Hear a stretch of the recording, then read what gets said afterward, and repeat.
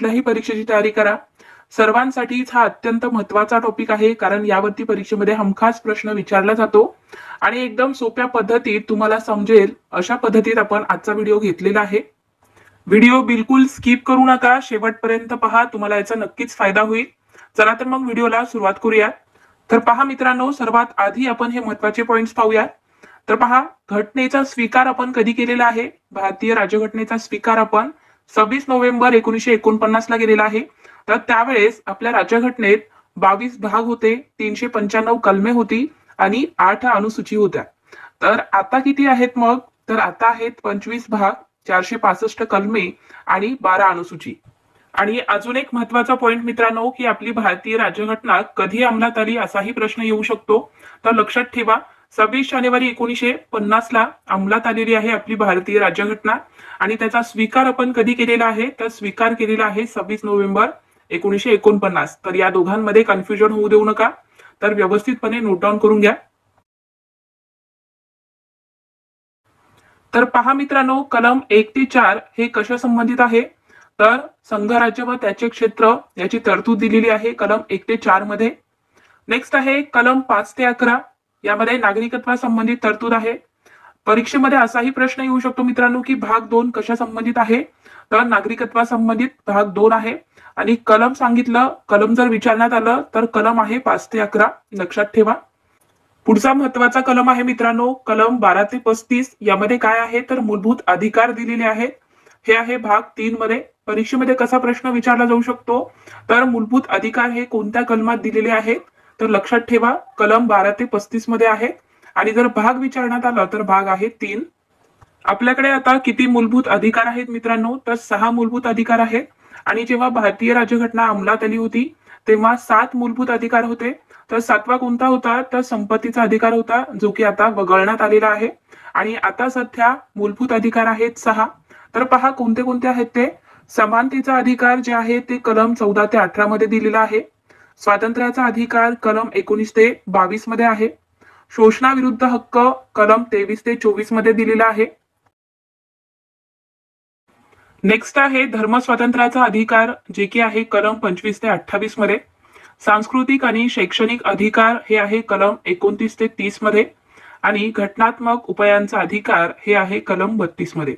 तर मित्रांनो, तुम्हाला इथे काय लक्षात ठेवायचं आहे, की डॉक्टर बाबासाहेब आंबेडकर यांनी कलम 32 ला संविधानाचा आत्मा म्हटलेला आहे, संविधानाचं हृदय म्हटलेलं आहे कलम 32 ला. यावरती सुद्धा परीक्षेमध्ये बऱ्याचदा प्रश्न विचारलेला आहे मित्रांनो, कलम 32 कशाला म्हटलेला आहे किंवा संविधानाचा आत्मा कोणत्या कलमास म्हटलेला आहे असा प्रश्न विचारण्यात आलेला आहे. तर कलम 32 ला म्हटलेला आहे, लक्षात ठेवा. मित्रांनो, आता आपण कलम डिटेलमध्ये पाहूयात, जे की परीक्षेमध्ये वारंवार विचारले जातात. सर्व काही आपण स्पष्टीकरणासह पाहूयात. तर पहा, कलम 1 कशा संबंधित आहे? तर संघराज्याचे नाव व त्याचे क्षेत्र याच्याशी संबंधित आहे कलम 1. नेक्स्ट आहे कलम 2. कलम 2 मध्ये नवीन राज्यात संघराज्यात समाविष्ट करून घेणे याची तरतूद दिलेली आहे. कलम 3 मध्ये आहे नवीन राज्याची निर्मिती व विद्यमान राज्याच्या क्षेत्रात, सीमात किंवा नावात बदल. अत्यंत महत्वाचा हा प्रश्न मित्रांनो, बऱ्याचदा परीक्षेमध्ये यावरती सुद्धा प्रश्न विचारलेला आहे. कशा प्रकारे प्रश्न विचारू शकतात? तर नवीन राज्याची निर्मिती ही कोणत्या कलमानुसार होते? तर कलम 3 नुसार होते, लक्षात ठेवा. पुढचे महत्वाचे कलम आहे कलम 14. तर यामध्ये कायद्यासमोर समानता याची तरतूद दिलेली आहे.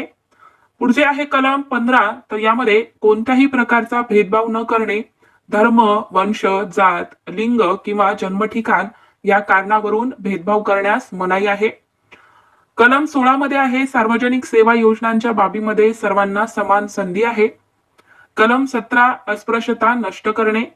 आणि कलम 18 शासनाच्या परवानगीशिवाय कोणतीही पदवी स्वीकारता येणार नाही. तर मित्रांनो, कलम 18 कशा संबंधित आहे? तर पदव्या संबंधित तरतूद दिलेली आहे कलम 18 मध्ये. कलम 19 यामध्ये आहे स्वातंत्र्याबाबत काही हक्कांचे संरक्षण. कलम 21 आहे जीवित आणि व्यक्तिगत स्वातंत्र्याचे संरक्षण.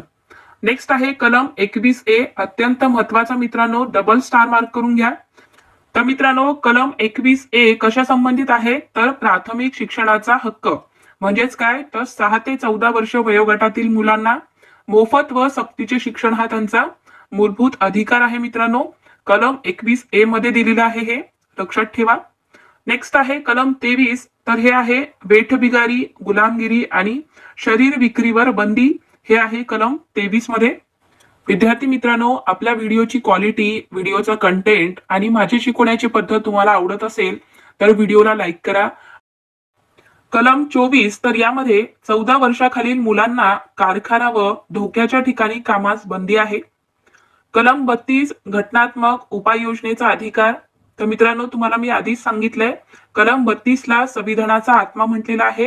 कोणी म्हटलेलं आहे तर डॉक्टर बाबासाहेब आंबेडकर यांनी म्हटलेलं आहे, लक्षात ठेवा. नेक्स्ट आहे कलम 40. तर कलम 40 ग्रामपंचायतीचे संघटन याची तरतूद दिलेली आहे कलम 40 मध्ये. नेक्स्ट आहे कलम 44. तर कलम 44 मध्ये समान नागरी संहिता याची तरतूद दिलेली आहे. अतिशय महत्वाचा मित्रांनो कलम 51A. तर मूलभूत कर्तव्या संबंधित आहे कलम 51A. तर मग मला सांगा की कोणत्या घटना दुरुस्तीने मूलभूत कर्तव्य घटनेत समाविष्ट करण्यात आलेली आहे. तर 42वी घटना दुरुस्ती आहे ती 1976 ची. तर आधी आपल्या भारतीय राज्यघटनेत 10 मूलभूत कर्तव्य होती. नंतर 2002 ला 86व्या घटना दुरुस्तीने 11वे मूलभूत कर्तव्य समाविष्ट करण्यात आलेले आहे.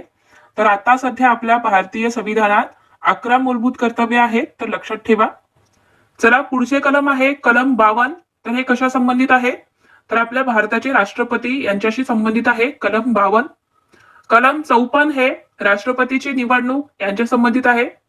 कलम 56 मध्ये राष्ट्रपती पदाचा कार्यकाळ हा दिलेला आहे. कलम 57 मध्ये राष्ट्रपती पुनर्निवडणुकीसाठी पात्रता. कलम 58 मध्ये राष्ट्रपतींच्या निवडणुकीसाठी पात्रता. कलम 60 मध्ये राष्ट्रपतींची शपथ दिलेली आहे. आणि कलम 61 हे राष्ट्रपतींवर महाभियोग ही प्रक्रिया चालू शकते कलम 61 नुसार. मित्रांनो, आता आपण राष्ट्रपतींवर कलम पाहिलेला आहे. आता आपण उपराष्ट्रपती यांच्यावरती पाहूयात कलम कोणते आहे. तर पहा, कलम 63 हे भारताचे उपराष्ट्रपती यांच्या संबंधित आहे. कलम 66 उपराष्ट्रपतीची निवडणूक.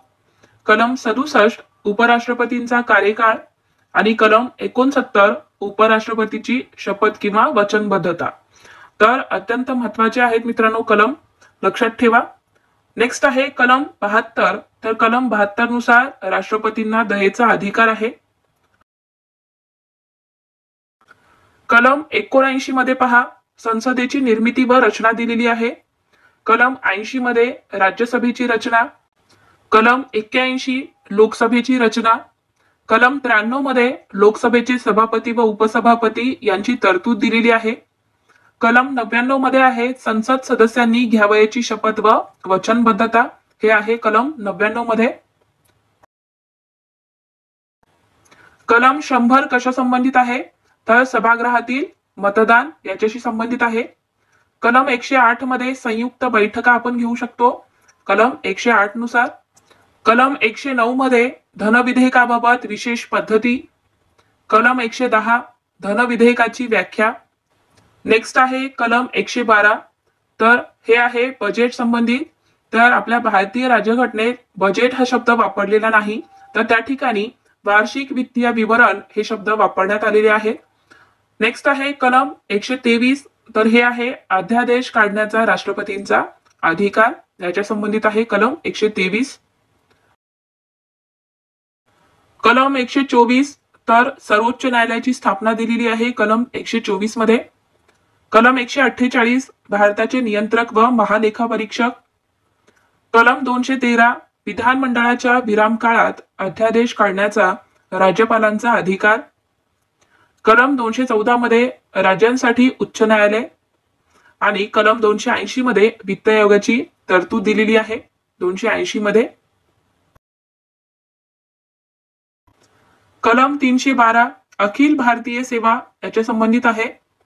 कलम 315 मध्ये संघ राज्य व राज्यांकरिता लोकसेवा आयोग. कलम 324 निवडणूक आयोग. कलम 330 लोकसभेत अनुसूचित जाती जमातीसाठी राखीव जागा. कलम 343 मध्ये संघ राज्याची राज्यभाषा. कलम 350 मध्ये अल्पसंख्याक आयोगाची निर्मिती दिलेली आहे.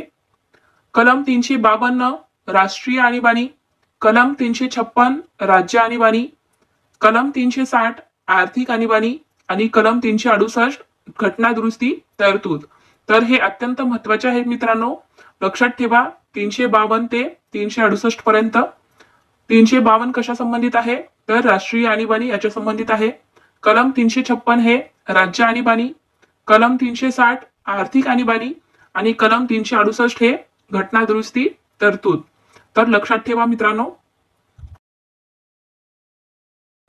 कलम 370 आहे जम्मू आणि काश्मीर राज्यासंबंधित विशेष तरतुदी.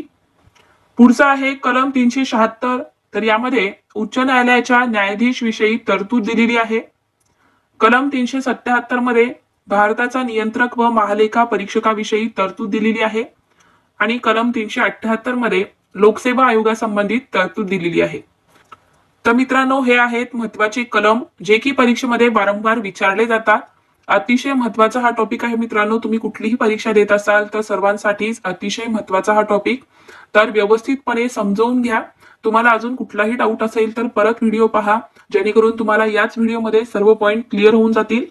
तर तुम्हाला हा आजचा व्हिडिओ कसा वाटला, व्हिडिओ आवडला असेल तर व्हिडिओला लाईक करा, शेअर करा आणि अजून चॅनलला आपल्या तुम्ही सबस्क्राईब करून घेतला नसेल तर सबस्क्राईब करून घ्या. चला तर मग भेटूयात पुढच्या व्हिडिओमध्ये.